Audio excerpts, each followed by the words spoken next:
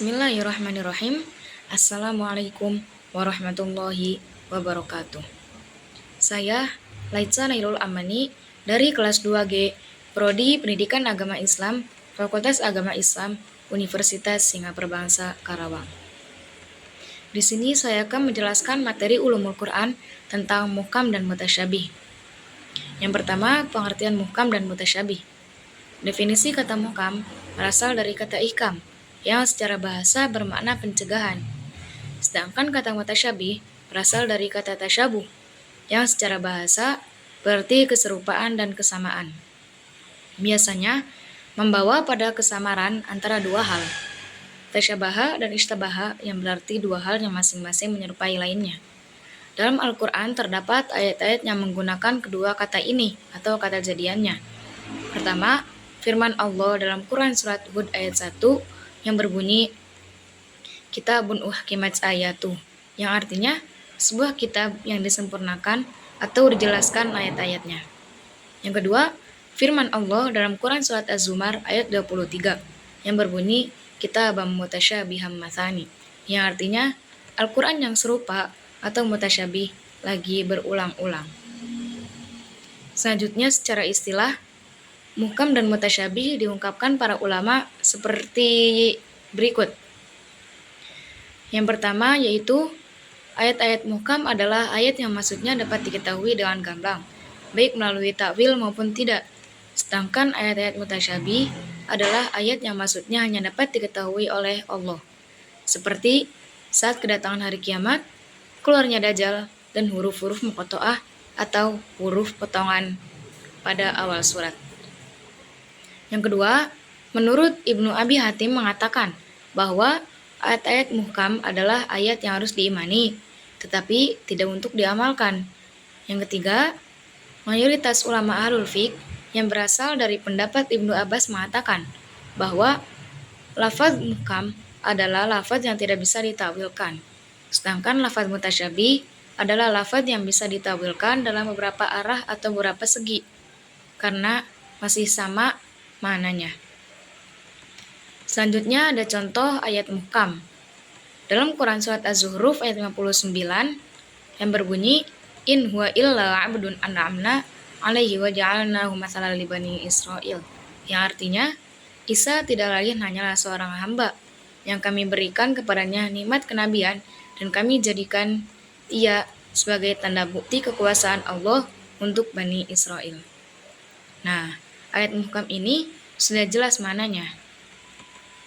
Sedangkan contoh ayat mutasyabih kita ambil dalam Quran surat Toha ayat 5 yang berbunyi Ar-Rahmanu 'alal 'arsy istawa, yang artinya Tuhan yang Maha Pemurah yang Maha bersemayam di atas arsy. Dan kita ambil satu contoh lagi dalam Quran surat Al-Fat ayat 10 yang berbunyi Yadullahi fawqa aydihim, yang artinya tangan Allah di atas tangan mereka. Ayat mutasyabih ini mananya masih belum jelas dan masih harus ditawilkan lagi. Lalu yang kedua, sikap ulama terhadap ayat-ayat muhkam dan mutasyabih. Ulama yang berpendapat mengenai ayat-ayat muhkam dan mutasyabih terbagi menjadi dua bagian, yaitu mazhab ulama salaf dan mazhab ulama khalaf.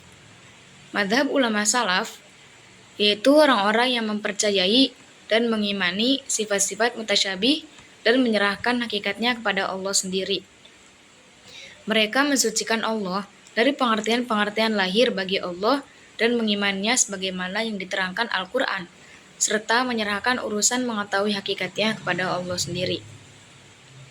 Yang kedua, menurut mazhab ulama khalaf, mazhab ini berpendapat bahwa ayat ini diperjelas lagi oleh Abu Ishaq Al-Shirazi, yang sekaligus mendukung dengan mengatakan bahwa pengetahuan Allah mengenai takwil ayat-ayat mutasyabih itu juga dilimpahkan pada para ulama yang mendalami ilmunya.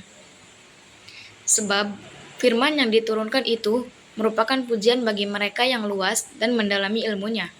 Bila mereka dianggap tidak mengetahui mananya, berarti tidak ada bedanya dengan orang awam. Selanjutnya yang ketiga yaitu Fawatihus Suwar.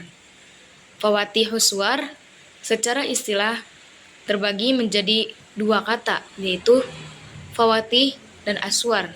Fawatih merupakan jamak taksir dari kata Fatihah yang berarti pembuka, sedangkan aswar merupakan jamak taksir dari kata surah yang berarti surat-surat. Nah, menurut As-Suyuti, Fawatihus Suwar juga merupakan ayat mutasyabih. Itulah sebabnya banyak telaah tafsir yang mengungkapkan rahasia yang terkandung di dalamnya. Ayat Fawatihus Suwar terdiri atas satu huruf terdapat pada 3 tempat, yaitu pada surat Qaf, Shod, dan Al-Qalam. Lalu yang terdiri atas 2 huruf terdapat dalam 10 tempat, yaitu dalam surat Al-Mu'minun, Al-Fussilat, Asy-Syura, Az-Zukhruf, Ad-Dukhan, Al-Jasiyah, Al-Ahqaf, Toha, An-Naml, dan Yasin.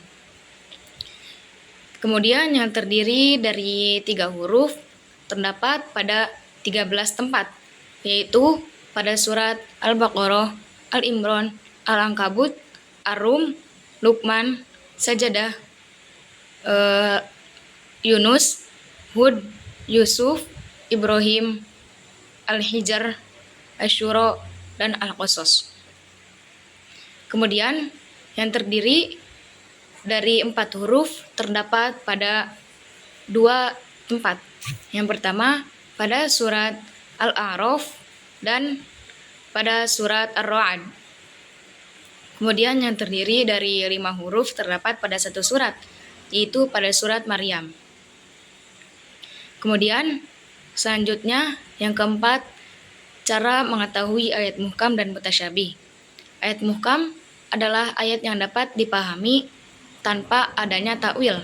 Sedangkan ayat mutasyabih sebaliknya, ia membutuhkan takwil agar dapat diketahui maknanya. Ayat mutasyabih juga merupakan huruf-huruf Fawatihus Suwar.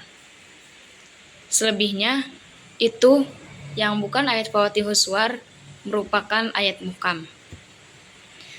Selanjutnya yaitu yang kelima, hikmah keberadaan ayat mutasyabih. Yang pertama, memperlihatkan kelemahan akal manusia. Ayat-ayat mutasyabih merupakan sarana bagi penundukan akal terhadap Allah, karena kesadarannya akan ketidakmampuan akalnya untuk mengungkapkan ayat-ayat mutasyabih itu. Lalu yang kedua, teguran bagi orang yang mengotak-atik ayat mutasyabih. Yang ketiga, membuktikan kelemahan dan kebodohan manusia. Sebesar apapun usaha manusia dan persiapan manusia, masih ada kekurangan dan kelemahannya. Hal tersebut menunjukkan betapa besar kekuasaan Allah Subhanahu wa taala dan kekuasaan ilmunya yang maha mengetahui segala sesuatu. Kemudian yang keempat yaitu memperlihatkan kemukjizatan Al-Qur'an. Ketinggian mutu sastra dan balaghahnya agar manusia menyadari bahwa kitab suci ini bukanlah buatan manusia biasa, melainkan buatan Allah Subhanahu wa taala. Kemudian yang kelima yaitu mendorong kegiatan mempelajari ilmu pengetahuan yang bermacam-macam. Nah, dari pendapat yang sudah tadi kita jelaskan dapat disimpulkan